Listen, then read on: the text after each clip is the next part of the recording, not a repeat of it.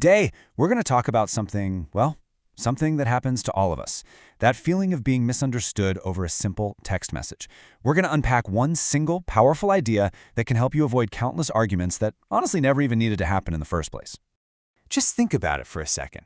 You take the time, you craft a really thoughtful, clear message, you hit send, feel pretty good about it, and then a moment later, your phone buzzes, and the reply is just one word. And right there, that's where it all begins. That little moment of disconnect. You sent a whole paragraph, and all you got back was a single word. And that feeling, it's immediate, isn't it? Yeah, there's a real sting to it. That short, curt, okay. Or maybe just sure. It could even be a thumbs up emoji. Whatever it is, it feels a lot like a door just slammed shut. And in that quiet, our brain, well, it kicks into overdrive, trying to figure out what just went wrong. The thing is, the story our brain instantly starts writing for us, it's almost never a generous one. It happens fast, it's all emotion, and it is almost always completely black and white. You see, when we're faced with social uncertainty like this, our minds they don't do well with ambiguity. They need to find the simplest, fastest explanation, and the simplest answer is always binary. Either they're okay with me, or they're not. There's really no room for any nuance in that moment, and so we start to spin a story. And this breaks down so well the two paths our brain usually goes down. So, on one side, you've got the "they're mad" story. You immediately start scrolling back, rereading your own message, hunting for what you did wrong. You think, that okay felt so cold. They must be angry. You start analyzing every single word, and now you're positive you messed up. That short reply, it feels like a punishment.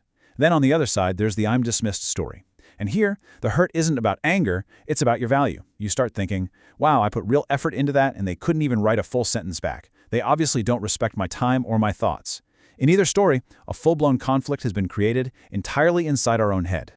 But what if both of those very detailed, very emotionally charged stories are completely made up?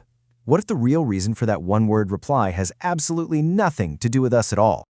So, let's get into the core idea here because this really does change everything. The reason we get this so wrong so often comes down to a concept we can call asymmetrical bandwidth. Asymmetrical bandwidth. All it really means is that the conditions on your end of the text message are almost never the same as the conditions on their end. It's a fundamental mismatch between your two environments.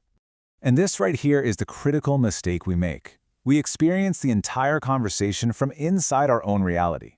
So if you're sitting calmly at your desk, you've got time to think, you've got a full keyboard, you have 100% of your mental bandwidth available.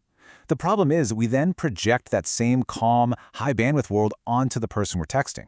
We just assume they have the same time and attention that we do. And that assumption, it's almost always wrong. So here's how that misread happens, step by step. First, you send your message from a calm, focused place. You have high bandwidth. Second, without even thinking about it, you project that calm reality onto them. But third, their actual reality is totally invisible to you. They could be in the middle of a loud meeting, trying to type with one thumb. Or maybe they're juggling groceries and a toddler, leaving them with like 5% of their attention. And so forth. We misread the reply. To us, in our 100% bandwidth world, their short text feels emotional and cold. But in their 5% bandwidth reality, it was just a functional receipt. It was literally the most they could give in that moment. Okay, so how do we actually fix this? How do we stop creating these phantom conflicts in our own minds?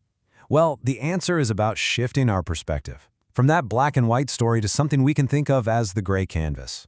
And what's really interesting here is that the solution, it's not some complicated communication technique or some script you have to memorize. It's actually much simpler, and I think much deeper than that. It's all about changing your default assumption. You just switch from assuming they have bad intentions to assuming they're in a constrained environment. So let's just lay out the key takeaways here. First, always remember, the technology, the text message itself, is symmetrical. But the environments we use it in, they are almost never symmetrical. Second, you have to reframe that short reply in your mind. See it for what it likely is, a functional receipt, not an emotional slight. Third, and this is the most powerful part, you can stop these phantom conflicts just by choosing not to start them in your head. And finally, just lead with empathy. Make your new default setting this. Assume the other person is just doing the best they can in a high-load world that you can't see. In the end, it all really comes down to this. Before you react to that one-word text, before you start writing that story of anger or dismissal, just pause, and for a moment try to picture the unseen architecture of their reality. What's going on around them? What pressures are they under? What's their bandwidth right now? More often than not, the answer you'll find has nothing to do with you and everything to do with them. And understanding that, well, that changes everything. Shift your perspective. Subscribe to explore the gray area with false binary.